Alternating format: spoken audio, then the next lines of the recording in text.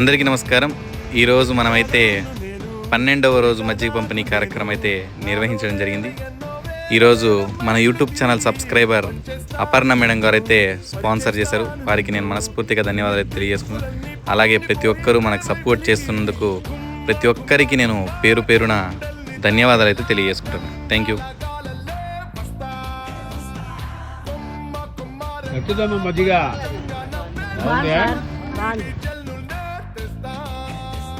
ఎట్లుందమ్మా మజ్జిగ? టేస్ట్ బాగుందా?